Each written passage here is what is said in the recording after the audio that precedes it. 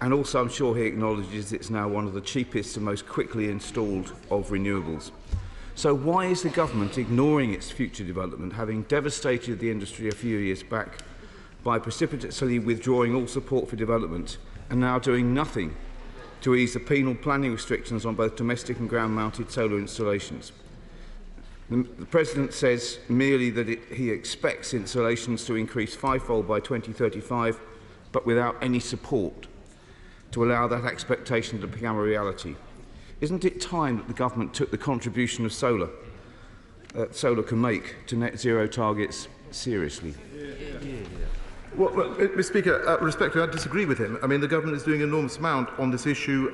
In the latest CFD auction process, solar is back in. He will know that we've already removed VAT on solar panels to allow installations of residential accommodation. And if he looks at the detail of what's been set out in the energy security strategy, he will see there is going to be a big focus on solar, on wind, and of course nuclear as well.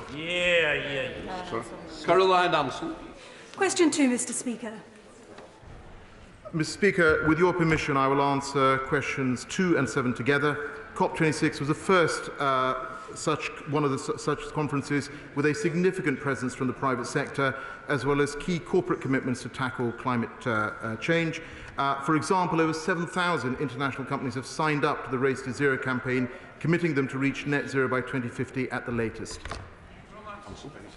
Thank you, Mr. Speaker. According to the Met Office, my beautiful constituency of Eastbourne has held the record for sunshine hours recorded in a month since 1911. Arguably, we should be leading the nation in harnessing solar power. To your earlier point, or to his earlier point, we don't have land readily available locally, but we do have, courtesy of 3 commercial and retail parks, acres of rooftops. Can I ask my right honourable friend what work he is doing, and with other departments, to promote feasibility studies to identify untapped potential for solar generation and to promote financial incentives so local businesses in my town can play their part in tackling climate change? Well, Mr. Speaker, my honourable friend raised a very important point, and she does indeed have a very beautiful constituency, well worth a visit. She makes a vital point about rooftop solar, and she will know through the energy security strategy that our plan for rooftop solar is to radically simplify planning processes with a consultation on relevant permitted development rights to help support deployment of rooftop solar on commercial premises. And I said we'll also consider the best way to make use of public sector roofs. David Simmons. Number 7, Mr. Speaker.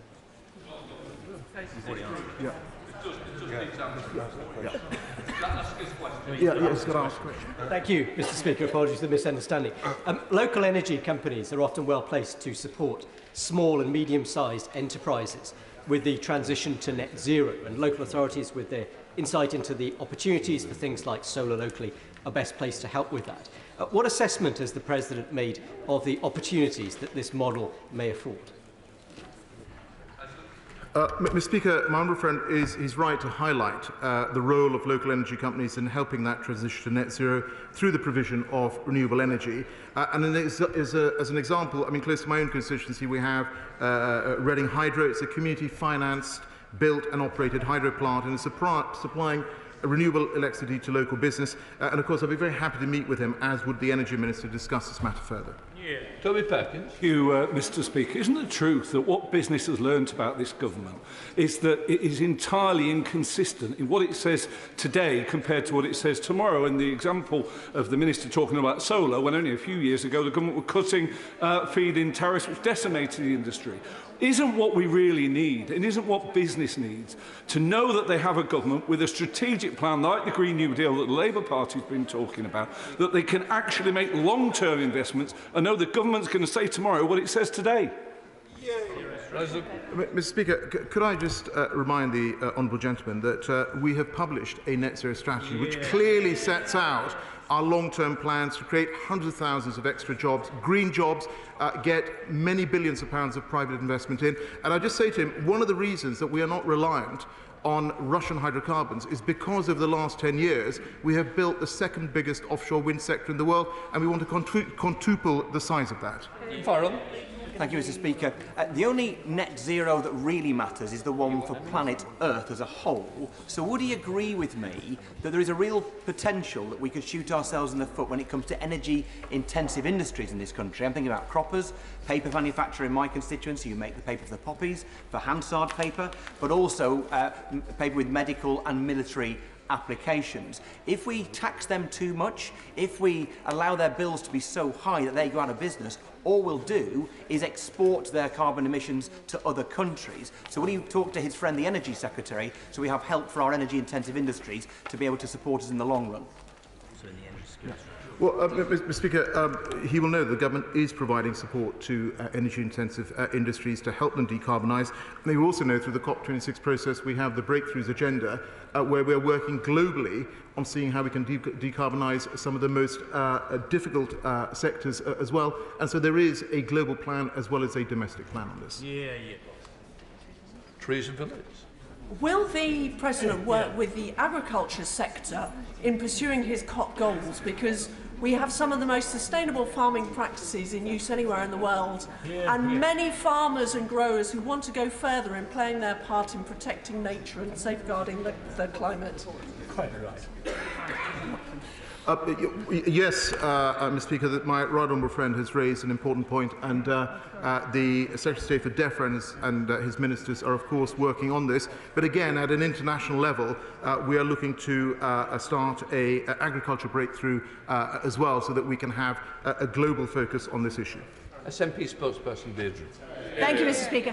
Facebook promoted ads which contained outright climate falsehoods and scepticism during COP26, and it's reported fossil fuel companies and lobbying groups spent an estimated $574,000 on Facebook ads during the summit, resulting in more than 22 million impressions, many of these directly aimed at undermining efforts to achieve climate progress. Would the President agree the best way such businesses could help in the fight against climate change is to put the planet before their profits and come down hard on the climate naysayers? And can he tell us what actions he's been taking to address this? Well, Mr. Speaker, one thing I would say to you is that we saw at COP26 the business community for, I think, probably the first time at a COP coming together in force and making commitments to tackle climate change. They, of course, now need to deliver on those. On the Pacific issue that she raises, happily write to her separately. Steve Bryan. Question number 3, please, sir. President. Mr. Speaker, with your permission, I will answer questions 3 and 12 together. Countries made significant commitments at COP26 on emissions reductions, on finance to support developing nations, on adaptation, loss and damage.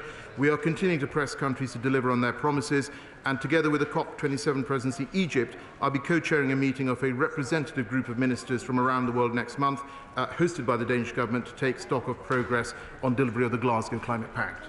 Steve Bryan. Can I thank my right honourable friend for coming to Winchester early this month to my Ask the Minister session, which was attended by hundreds of my constituents and school children from many schools across the patch, including Peter Symonds College, and for answering their questions so elegantly and openly. I'm sure he would agree that the young people that were there from those schools were so positive and care so much and are searching questions as they should, but are also very optimistic about this presidency and about this whole agenda. What more can we do to empower them, to make them really be able to push forward this agenda during our presidency year? Mr. Speaker, I very much enjoyed my visit to Winchester, and may I commend my honourable friend for all the work he does in his local community.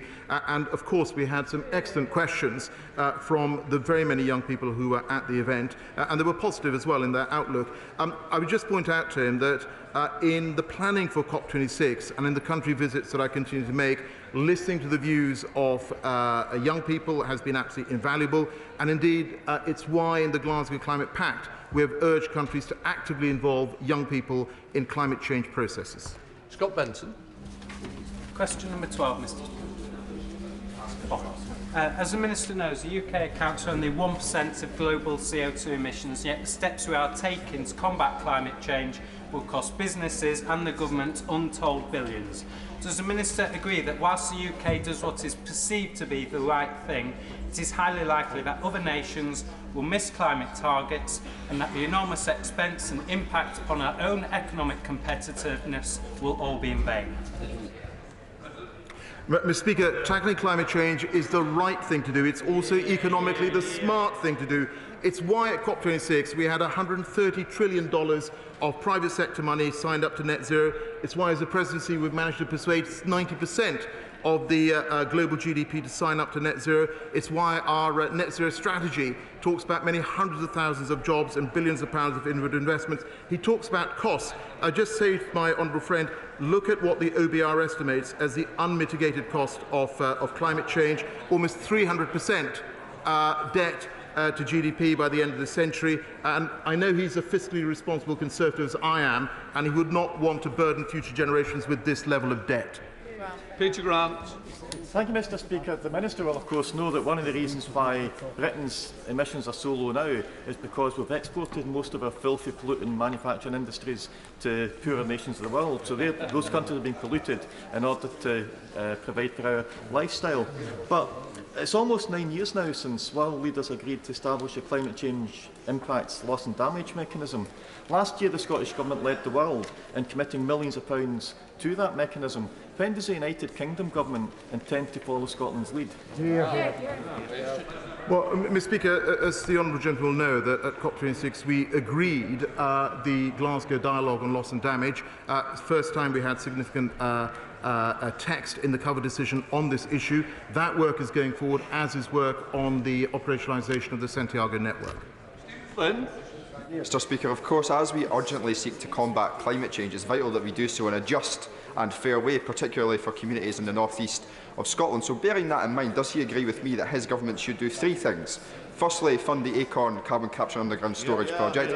Secondly, match fund the Scottish Government's £500 million Just Transition Fund. And thirdly, finally, eventually, reform the Tenuos grid charging scandal that is happening at this moment in time. Well, Mr. Speaker, the honourable gentleman has eloquently raised a number of domestic policy issues, and I know that the Energy Minister would be happy to write to him on all of them. Shadow President Ed Miliband. Thank you, Mr. Speaker.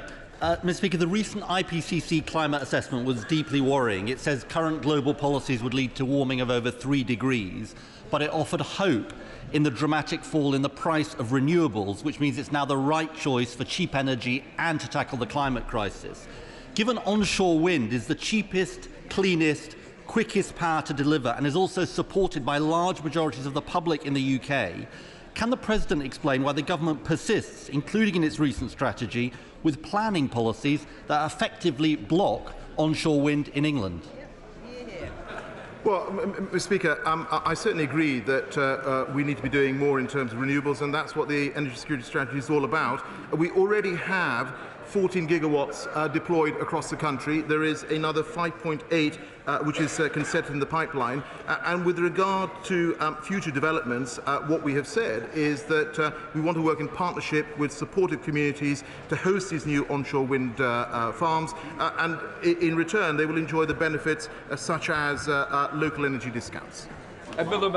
He knows, Mr. Speaker, that the Prime Minister caved in to those who said they wanted to block onshore wind, and I think the Energy Minister knows it too. Let's try him on another. To tackle the cost of living crisis and the climate emergency, energy efficiency measures are a no-brainer.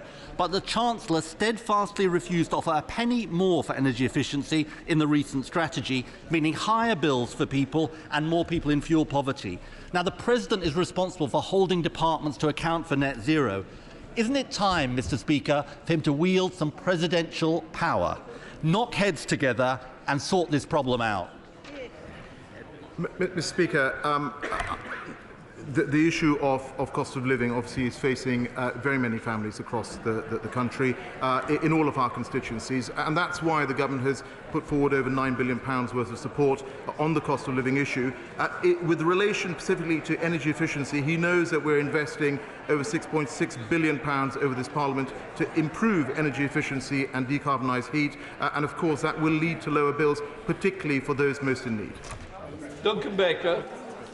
Question number 4, please, Mr. Speaker. Thank you, Mr. Speaker. The Forest Declaration is an unprecedented commitment from 141 countries, covering 90% of global forests, to halt and reverse deforestation by 2030. It's underpinned by $16 billion of public and private finance, by sustainable trade and by support for Indigenous people's rights. And we're working very closely with endorsers to implement it. Baker. Can I thank the Minister for recently visiting my constituency? She will know that North Norfolk is blanketed with ancient forests and woodlands, and it's therefore very encouraging to know that woodland coverage is increasing across the UK and that this government is committed to preventing forest loss. Could the Minister update us on in the House on what progress she's making to increase woodland wildlife levels as well? I thank him for that, and it was a pleasure to visit his wonderful constituency, and great as ever to hear about his precious ancient woodland in North Norfolk.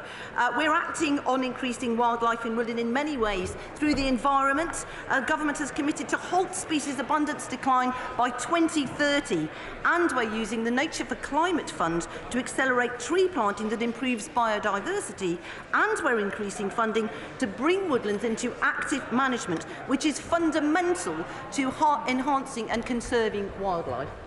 Anna McMorran. Thank you, Mr. Speaker. We know that deforestation is causing huge issues for Indigenous people across the world. What more can the government be putting pressure on these governments worldwide, particularly Brazil, to prevent this deforestation from companies who are operating here in the UK? Minister. I thank her for that. She raises a vital point that we're fully aware of. That's why 140 countries signed that commitment to halt and reverse forest loss and land degradation at Glasgow. But also this government has itself brought through a due diligence clause in the Environment Act, so we're making our businesses look at sustainability of their forest products. So we're leading by example, but we've got a great deal more to do to work around the globe to stop deforestation. We now come to topical. Dr. James Davies. Topical question number 1, Mr. Speaker. President. Mr. Speaker, the Ipcc's latest report, published this month, makes clear that the window to limit average global temperature rise to 1.5 degrees is closing alarmingly fast. We need to make faster progress, and so the UK is continuing to urge all governments, but particularly the G20, to honour the promises made in the Glasgow Climate Pact. We're also working to get finance flowing to climate action, and last month I co-chaired a meeting of G7 ministers, multilateral development banks and the private sector on expanding just energy transition partnerships to support developing nations, and I will today travel to the World Bank spring meetings to drive this work forward. Sir James Davies. Thank you, Mr. Speaker. What steps is my right honourable friend taking to ensure that rising international gas prices do not push back up the use of coal?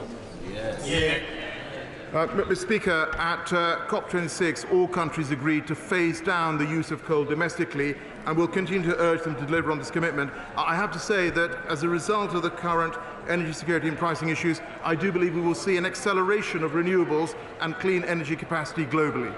Rachel Maskell. Thank you, Mr. Speaker. To keep the hope of 1.5 alive, 28 billion tonnes of emissions need to be taken out by 2030. What steps is he taking to advance Green New Deals like the Bio-Yorkshire project so they can get on and bring that new technology forward? President. Mr. Speaker, as the Honourable Lady will know, the government is providing a significant amount of investment in new technologies, and as I've just referenced in response to an earlier question, the CFD auction process is one very good way of doing that. Michael Longay. Thank you, Mr. Speaker. Brazil announced strong environmental commitments at COP26 that exceeded expectations. My own visit to Brazil after COP26 reconfirmed that Brazil is experiencing an economy-wide shift towards lower carbon emissions.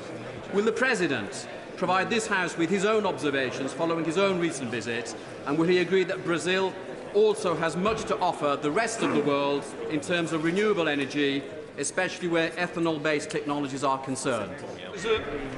Mr. Speaker, may I commend my honourable friend for his work as the UK's trade envoy to Brazil. He's doing a brilliant job. During my recent visit, I encouraged the government to formally submit its 2030 emission reduction targets of 50% to the UNFCCC. It's done that now. And we also discussed Brazil's plan for a significant expansion of renewables, and I offered to share the UK's experience on expanding our own offshore wind sector. Morris. This month, a set of floating wind projects under Carillion Winds worth a potential $10 billion was announced, alongside a memorandum of understanding with wind turbine manufacturer Lamprell. Unfortunately, most of the fabrication work for these projects seems to be destined to be carried out in the United Arab Emirates. Does the Minister agree with me, the GMB union and other manufacturing unions, that we must do better to build back better, greener and provide UK-based manufacturing jobs? Minister. Well, Mr. Speaker, I thank you for that question. And of course, floating offshore wind is a key part of the energy security strategy announced by the Prime Minister last week, with a 5-gigawatt target ambition by 2030. In terms of securing and improving the UK supply chain, floating offshore wind is still a relatively nascent technology, but I will make sure that I take the point he raises to the supply chain task force. Harriet Baldwin. Thank you, Mr. Speaker. As the Foreign Secretary writes her international development strategy, what conversations is the President having about the importance of international climate finance for the very poorest countries in the world? President.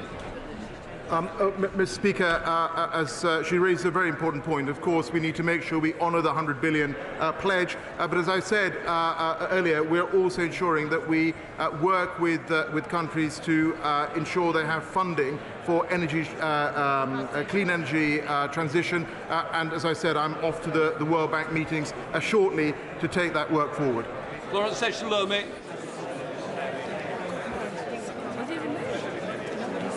Lawrence, Topical 5. Sorry. Question. Number 5. Question. Stop it. We'll move on. Listening Buchan. Thank you, Mr. Speaker. Does my right honourable friend agree with me that in order to achieve net zero by 2050, we need to transition from North Sea oil and gas? But very importantly, this is a transition and not an extinction, as many parties opposite are calling for. Well, I think my honourable friend is absolutely right, Mr. Speaker.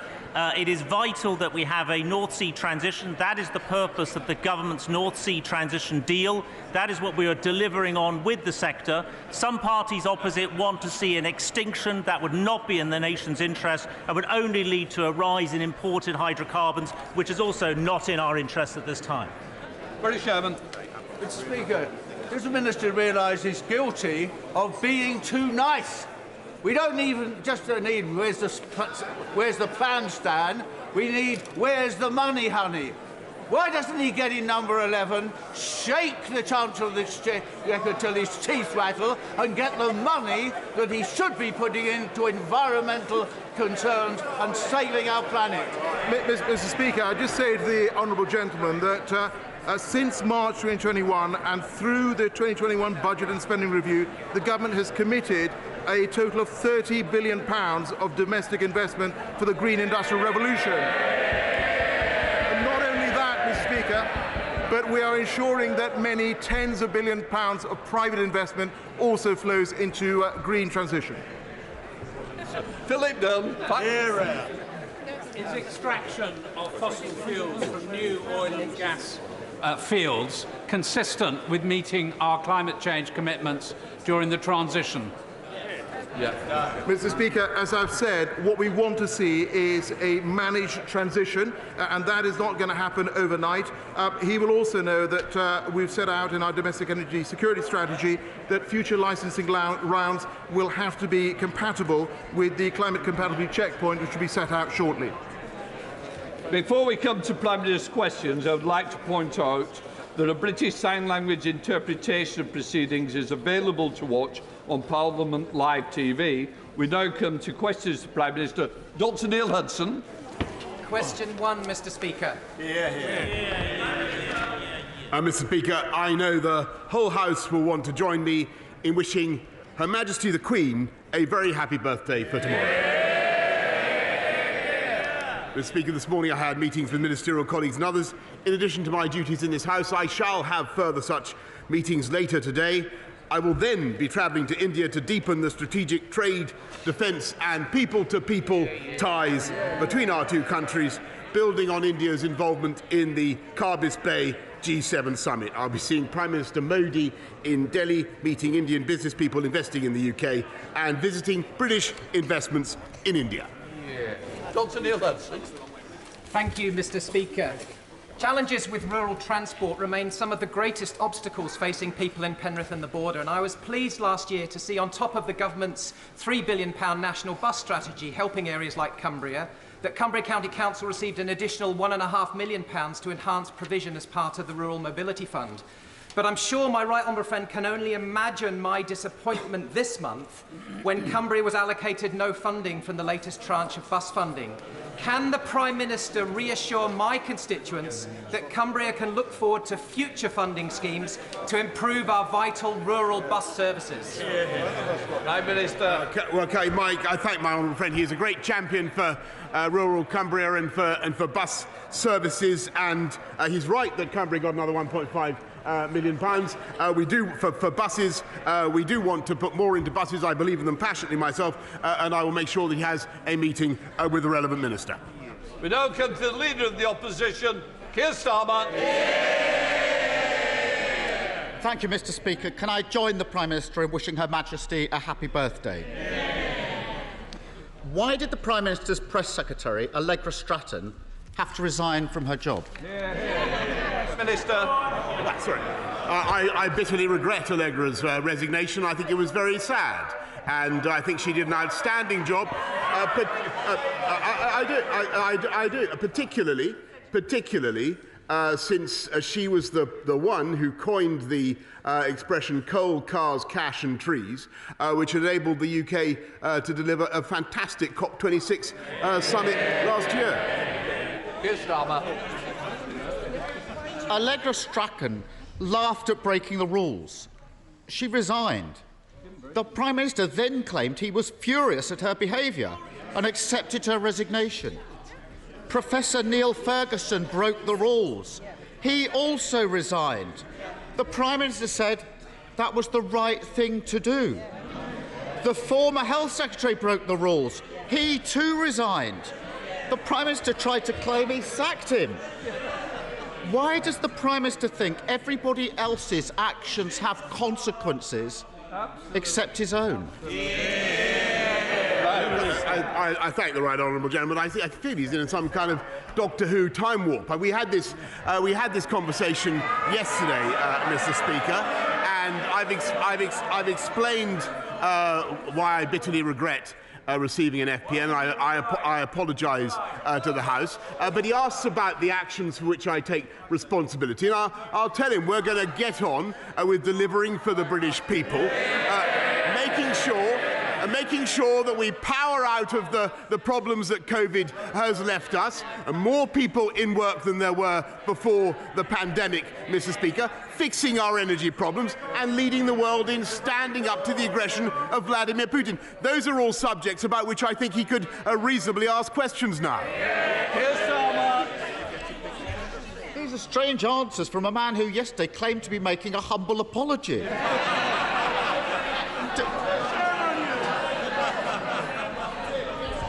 Does the Prime Minister actually accept that he broke the law?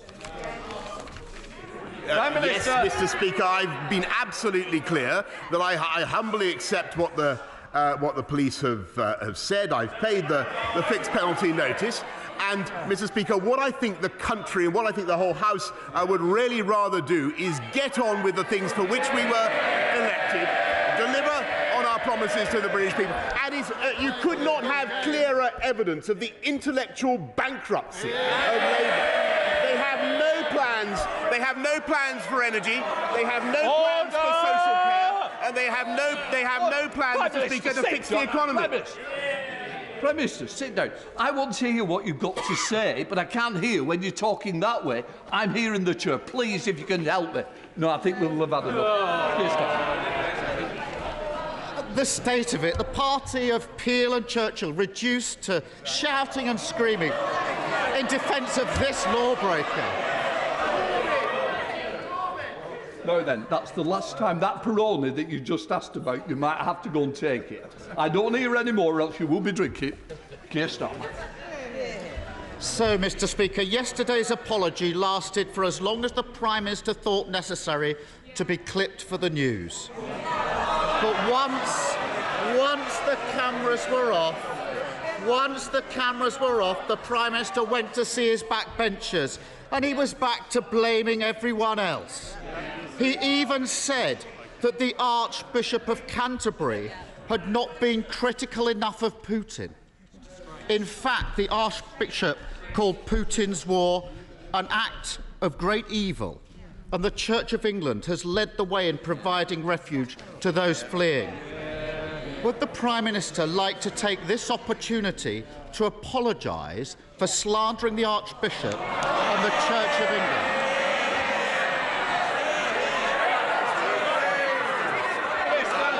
Mr. Speaker, I think the right honourable gentleman.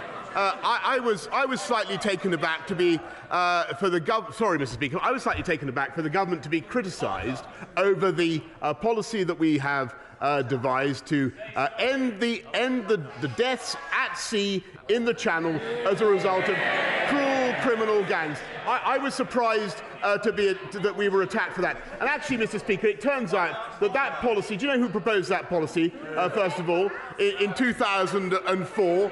It was David Blunkett, Mr. Speaker, who said it was a 21st, yes it was, and she'll remember, a 21st century solution to the problems of illegal asylum seeking and immigration. He should stick with, he's a Corbynister in a smart Islington suit. That's the truth. I think you'll find Mr. Corbyn doesn't have the whip. But I think that's a no then. Pathetic. He never takes responsibility for his words or action. They were all there. The Prime Minister also accused the BBC of not being critical enough of Putin. Would the Prime Minister have the guts to say that to the face of Clive Myrie, Lise Doucet and Steve Rosenberg, who have all risked their lives day in, day out on the front line in Russia and Ukraine, uncovering Putin's barbarism? If the right honourable gentleman wants to join the Conservative Party and come and listen to the meetings of the Conservative Party, he's welcome to do it. But as I say, I think he's a Corbynister in an Islington suit. But I said nothing of the kind, and I have the highest admiration as a journalist and a former journalist for what journalists do. I think they do an outstanding. I mean, I think he should withdraw what he just said. It has absolutely no basis or foundation in truth. Keir Starmer. That's how he operates. A merely mouthed apology when the cameras roll, a vicious attack on those who tell the truth as soon as the cameras are off. Slander decent people in a private room. Let the slander spread without the backbone to repeat it in public. How can the Prime Minister claim to be a patriot when he deliberately attacks and degrades the institutions of our great country? Prime Minister, how many has he had? Mr. Speaker, sorry, Mr. Speaker. No, premise, just a second. I want to hear the Prime Minister's answers. I expect it both ways. Prime Minister. Mr. Speaker, it is an indication of the depths to which he's willing to sink. That he accuses me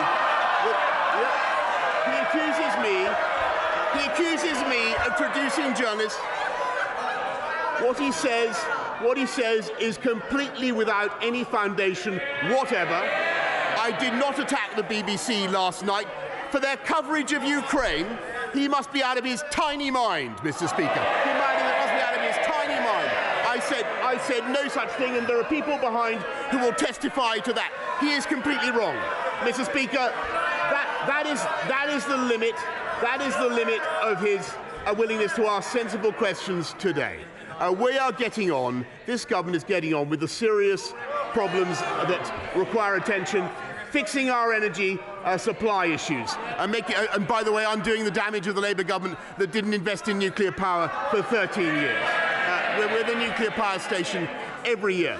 Standing up to Putin, Mr. Speaker, when he would have elected a Putin apologist. That's what he wanted to do, and he campaigned to do that. Mr. Speaker, and fixing our economy with record numbers of people now in work, productivity back above what it was, more than 500,000 people back on the payroll than there were before the pandemic began, Mr. Speaker. That is as a result of the decisions, the tough calls this government has made. We get on with the job while they flip-flop around like beached flounders on the beach, Mr. Speaker.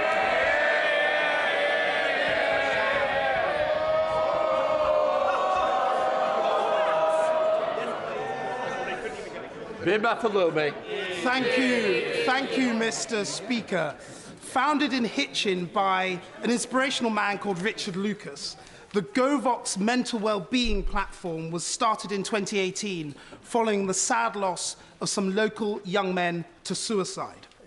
Since then, working with brilliant partners like NHSX, King's College London and others, the technology platform and support services have grown to support the mental well-being and mental health of over 40,000 young people in over 10 countries. Today, GoVox is launching its campaign to offer its services free to over 1,000 state secondary schools. Would the Prime Minister welcome this initiative, perhaps go to Hitchin and meet the people from GoVox? And secondly, could he set out what more we can do to help young people and young men with the problems of mental health and mental well-being? Prime Minister. Yeah. I thank him very much. I thank my honourable friend. I'm very pleased to hear about the work that GoVox is doing to support mental health and well-being, and we're putting more money into mental health care support, an extra £2.3 billion a year in the next financial year, which of course we can supply thanks to the decisions taken by this government, which actually that party opposed. We now come to the Leader of the SNP, Ian Blackford. Thank you, Mr. Speaker. Can I join the Prime Minister and Leader of the Opposition in wishing Her Majesty the Queen best wishes for her birthday tomorrow? Mr. Speaker, last night the Prime Minister might have convinced his backbenchers and his spineless Scottish Tories to keep him in place for another few weeks. But the public aren't so easily fooled. 82% of people in Scotland said they believe the Prime Minister lied to this Parliament and to the public about his law-breaking COVID parties. Are they right? Or should they not believe their lying eyes? Prime Minister. I thank the right honourable gentleman. We had a long conversation about this yesterday. I understand the point of his question, but we are going to get on with the job of delivering for the people of the whole of the United Kingdom. If the Prime Minister wants to get on, he should be offering his resignation to the Queen before her birthday. Mr. Speaker, no government can be led by a Prime Minister who's in a constant state of crisis to save his own skin. And what's worse, the UK government is now led by a tag team of scandal, a Prime Minister who can't be trusted with the truth, and a Chancellor who can't be trusted with his taxes. Everyone knows that this Prime Minister is now on borrowed time until the Tory backbenchers count the cost of their council election defeat. But in the meantime, families are counting the cost of a Tory-made cost of living crisis every day. After yesterday's farce, isn't it finally the time for him to accept that neither his party or the public can afford to keep him around as Prime Minister for 1 minute longer? Prime Minister. Mr. Speaker, if that were true, then I don't think he'd be calling for my resignation. That's what we're going to do is get on with the job in hand, and that is deliver for the entire people of this country. And by the way, Mr. Speaker, he hasn't answered the point I made yesterday, which is I think is still incredible that at a time when we need to stand up to aggression from Vladimir Putin, it is still the policy of the Scottish Nationalist Party to get rid of this country's unilateral defence. We have a closed question, Philip Honourable. Number 3, sir. I thank my honourable friend. He's an excellent champion for Kettering, and we're fully committed to the delivery of the new hospital for Kettering. The release of funding will be subject to the usual business case assessment process. The redevelopment of Kettering General Hospital is the #1 local priority for residents in Kettering and across Northamptonshire. Would my right honourable friend be kind enough, please, to facilitate a meeting with the Health Secretary for the 3 members for Kettering, Wellingborough, Corby, together with the Hospital Chief Executive, so that we can trigger the start of the drawdown of the initial £46 million worth of funding? Prime Minister. Yes, Mr. Speaker, my right honourable friend, the Health Secretary, told me that he's met them before and he's happy to meet them again. Liz Saville-Roberts. Diolch yn fawr iawn, Yfarydd. Plaid Cymru have been calling for 15 years for a law to ban politicians from being willfully misleading. New polling by Compassion in Politics shows that 73% of people support such a law. Will the Prime Minister support a lying in politics bill? Mr. Speaker, it is well known that the rules of this House demand that we tell the truth in this House, and that's what we all try to do. Nick Fletcher. Thank you, Mr. Speaker. PMQs for a constituency MP like me is a wonderful opportunity to ask the Prime Minister for a new hospital for Doncaster, maybe. Or maybe for Doncaster to be the home of Great British Rail headquarters. Sadly, Mr. Speaker, there is a more pressing issue, and that is that men are dying so much younger than they should. So will the Prime Minister meet with me to discuss the merits of having a Minister for Men and the benefits of a men's health strategy? That way, the next time I am fortunate enough to get a PMQ, I can lobby the Prime Minister for a new hospital for Doncaster and for Doncaster to be the home of Great British Rail headquarters. Prime Minister. I thank my friend, honourable friend, very much for his work in this area. And we are determined to tackle all the health conditions that he's describes and cares about, particularly mental health and suicide prevention. And I note his plea for a new hospital. I know it's one that's shared by many colleagues on these benches. This is the government that is funding that, making it possible, thanks to the decisions we've taken, allowing our economy to grow, which would not have been possible if we'd listened to them, Mr. Speaker.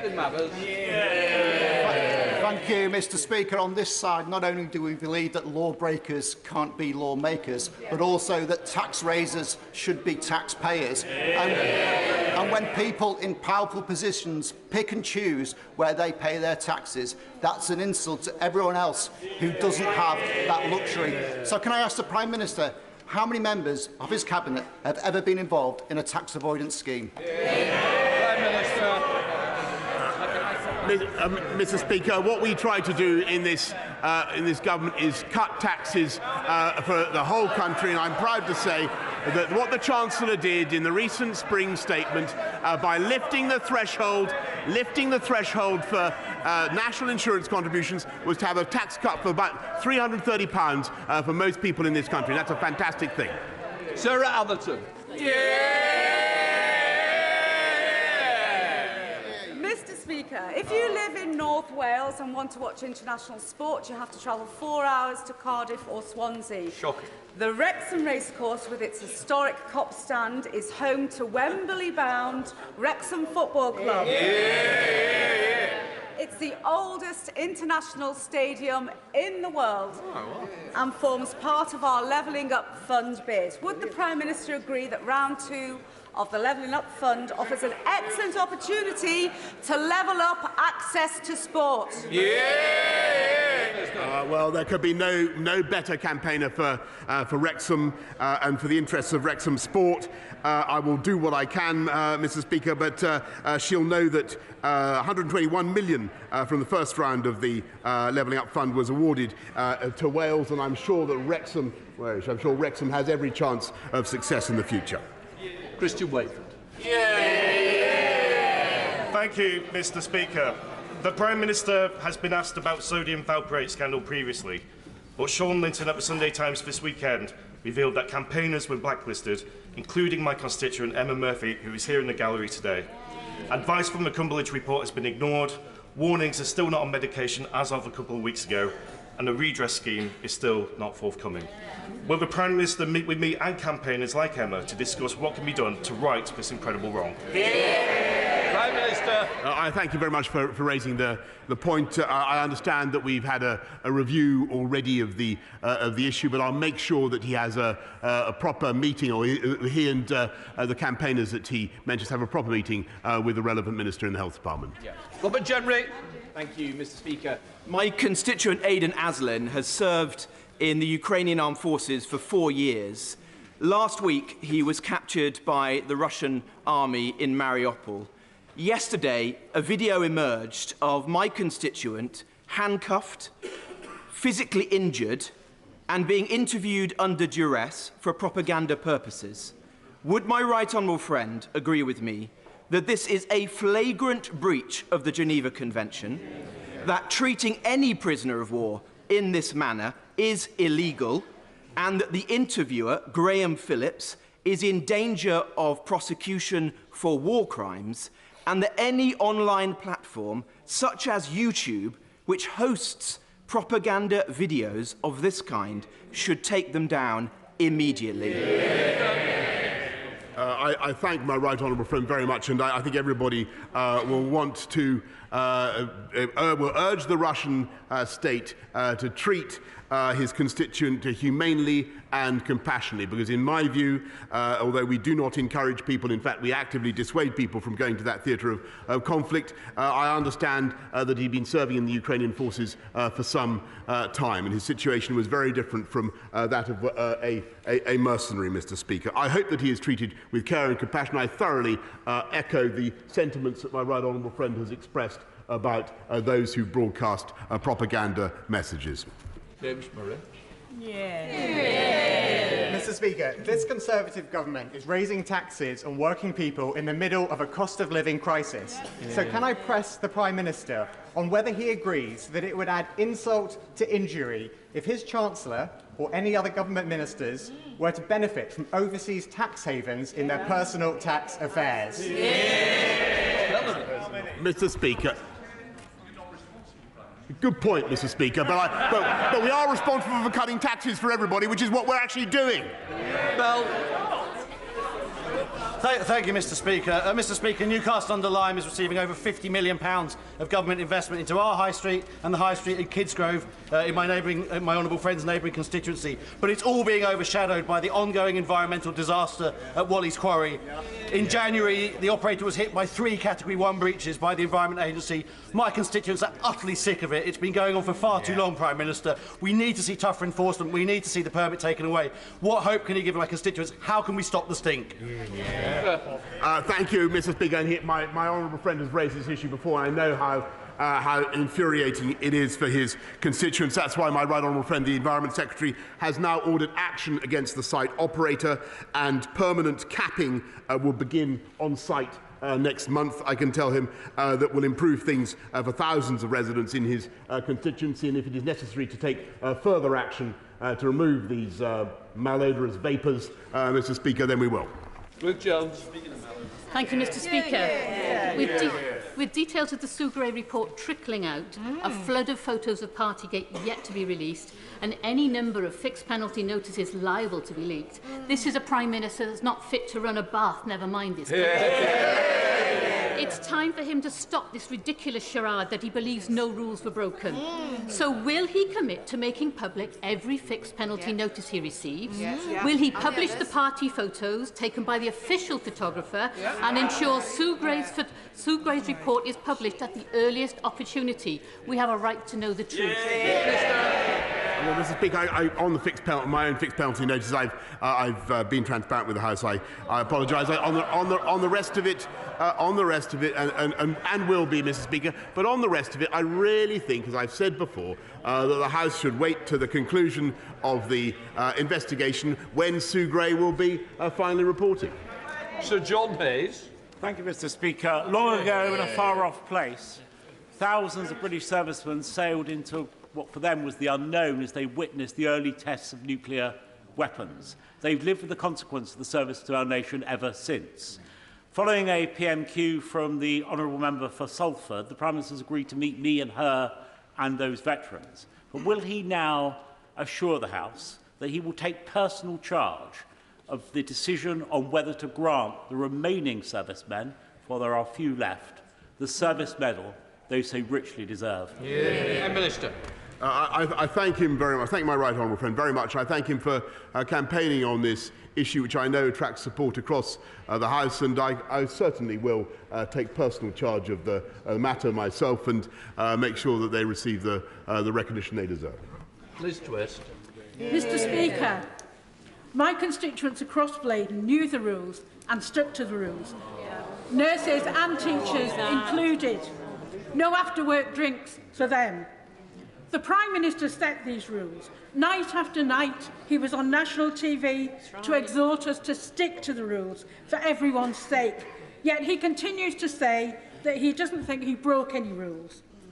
My constituents are angry that while they stuck to the law, the Prime Minister broke it. Trust in his government is broken. So when will he go? Mr. Speaker, I understand the feelings of her constituents, and I continue to express my apologies for the FPN that I received. But what the government is going to do is get on with tackling the issues that face this country and delivering for the British people, and that is my priority.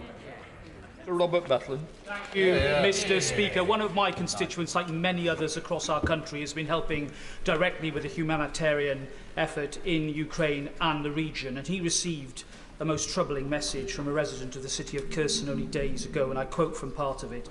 "There are no green corridors for evacuation. People are trying to flee the city at their own risk under fire. The Russians are living in our homes. They are plotting terror, robbing, harassing, kidnapping and killing our people, doing whatever they want." Mr. Speaker, what more can my right honourable friend and the international community do to ensure that Putin and those who do his bidding are brought to justice for their crimes? Prime Minister. Well, I think that my right honourable friend, is making an incredibly important point, because the savagery that the Russians are now unleashing on Ukraine clearly knows no limits and is clearly authorised from the very top. And she asked what more we can do. I think what we need to do is make it clear to serving officers now in the Russian forces that they will, if we can proceed with the international criminal prosecutions that we want to see, they will eventually face justice in the way that those who participated in massacres in Bosnia faced justice in the past. And I hope, Mr. Speaker, that will have a chilling effect on their current appalling conduct. Nick Smith. Mr. Speaker, every week examples emerge of government waste during COVID. And last year, the former Health Secretary told me that there'd be no profiteering and no cronyism. Does the Prime Minister still agree with him? Prime Minister. Mr. Speaker, I think that a lot of people made money, I'm sad to say, out of COVID in a way that perhaps they shouldn't have done. And we deplore that, and we are trying to recoup as much as we possibly can. But I would just remind him of the constant clamour from those benches and around the country for us to equip our country with PPE, with medicines as fast as possible. And that we did, Mr. Speaker. Russell. Thank you, Mr. Speaker. Would the Prime Minister join me in thanking the brilliant staff and volunteers at Watford General Hospital for their tireless work for our community over many years? And would he agree with me that we should get started as soon as possible on the ambitious plans put forward by West Herts Hospital Trust as part of the new hospital programme to transform healthcare across our whole community so staff and patients can access world-class health services in facilities fit for the 21st century? And, Mr. Speaker, if I may add, the ambitious plans are truly shovel-ready. I will gladly go and buy a shovel today to get started. Mr. Speaker, he is a fantastic champion for Watford, and he's been. I know that because I've been to see him several times. He's been campaigning on this issue to get a hospital in Watford ever since he was triumphantly elected, and he's going to be successful because there will be a new hospital scheme in his local area, and it's part of our plan to deliver 48 new hospitals in this country by 2030, Mr. Speaker.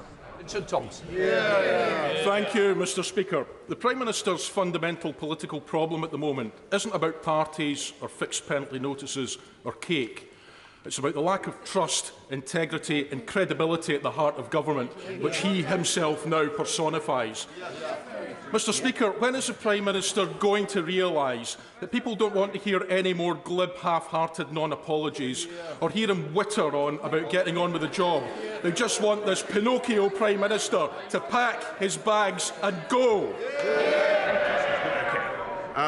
Mr. Speaker, I think when are the Scottish people going to hear any...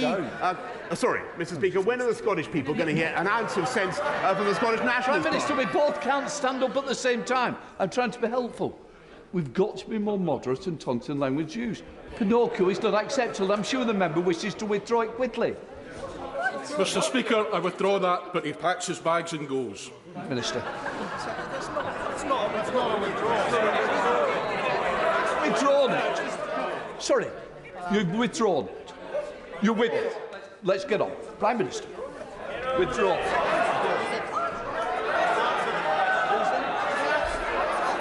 Is that are you answering anything? Sorry, I don't know what his question is, Mr. Speaker. He's withdrawn it, but the answer is that we're going to get on the job. Get on with the job. It'd be nice to hear an ounce of sense from the Scottish Nationalist Party or some competent government. Rhys Villiers. The London Borough Barnes is surrounded by Labour councils, all of which have higher council tax and have abandoned weekly bin collections. So will the Prime Minister urge everyone to come out on the 5th of May and vote Conservative in order to keep council tax lower than Labour and to protect our weekly bin collections?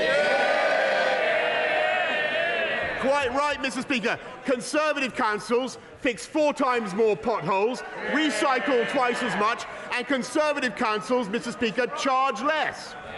Tom Hopkins. Mr. Speaker, the Ministerial Code states that ministers have a duty to comply with the law and to protect the integrity of public life. The Prime Minister has broken the law and repeatedly shown contempt for the British public. Conservative MPs opposite seem content to decry the principles of honesty and integrity as they unashamedly defend him. The public want him gone, we want him gone. When will he do the right thing and resign? Mr. Speaker, I know why they want me gone, because this government is going to get on. We are going to get on and show why this Conservative government is going to deliver for the British people, fixing our cost of living issues, making sure that we solve our long-term energy problems, and delivering on everything that we promised to do, Mr. Speaker. And they have absolutely no plan. That's the difference. David Evans. Thank you very much, Mr. Speaker. On these benches, we were elected to make the most of our Brexit freedoms, including, they don't like it, Mr. Speaker, they don't like it, but including tackling immigration, illegal immigration, securing our borders and crack down on the evil people smuggling trade. Does my right honourable friend agree that our groundbreaking partnership with Rwanda will do just that? Prime Minister. Well, Mr. Speaker, I think it is a part of the solution. and it's something that, as I said just now, was advocated in 2004 by the then Home Secretary David Blunkett, a Blairite Home Secretary. It's now attacked in the most ludicrous terms by the current Labour opposition, who are obviously, as I've just said, Corbynistas in Islington suits. Thank you, Mr. Speaker. I wondered what the Prime Minister makes of this quote. When a regime has been in power too long, when it has fatally exhausted the patience of the people, and when oblivion finally beckons, across the world, you can rely on leaders of that regime to act solely in the interests of self-preservation and not in the interests of the electorate. His words, Mr. Speaker, Daily Telegraph, 28th of February 2011. Does he still agree? Yes or no?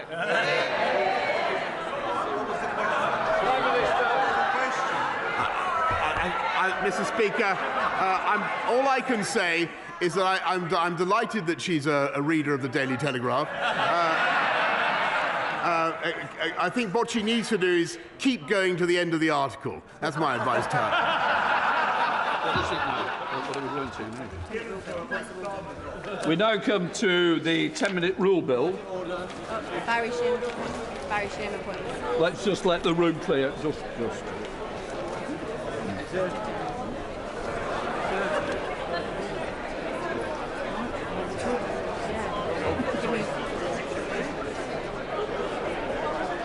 I'd sit down a minute, Tim. Your office got to me very quickly. I don't know how they found out. Because I sent the message. Yeah, Thank you. Brilliant. Sent them the numbers.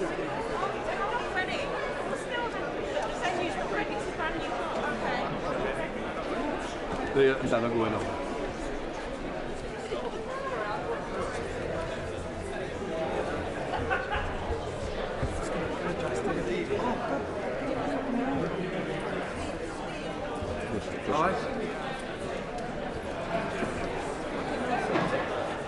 Right, I've got a point of order. We'll start with Sir David Evanet. Thank you, Mr. Speaker. On these benches, on these benches, we strongly believe in the BBC and believe that it does a great job, especially on reporting from the Ukraine. The suggestion from the Leader of the Opposition that the Prime Minister suggested somewhat differently in last night's meeting, which I attended, is absolutely inaccurate. And the Leader of the Opposition to retract that because he's misled the House.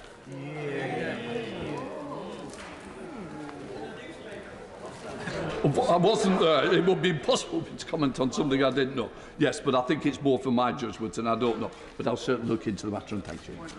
Point of order, Boris Johnson. Mr. Speaker, I know that all of us in this House are fair game to the media, and all of us enjoy many of the political commentators and sketch writers. But, Mr. Speaker, this morning's edition of The Times carried a Quentin Letts article which I believe was sexist, misogynistic and totally unacceptable. And the way that he described, not what she said, but what our honourable friend, the member for West Ham, it was about everything about the substance of any speech. It was cruel, it was disgraceful, and I don't know what we can do about it, but Quentin Letts specialises in that misogynistic approach, especially women in this chamber. Is it time that we withdrew his parliamentary press pass? No, in a nutshell, what I would say is that I do expect, and quite rightly, as you've raised the